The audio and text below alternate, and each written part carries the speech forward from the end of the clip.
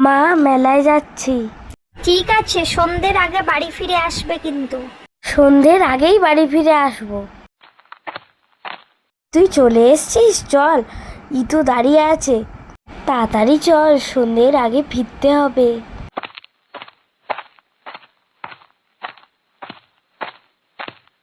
ইতু কোথায় দাঁড়াবে তোকে বলেছিল? ও বলেছিল যেখানে চড়ক থাকবে সেখানেই দাঁড়াবে। তাহলে ওখানেই চল। এই মনা, আমি এখানে।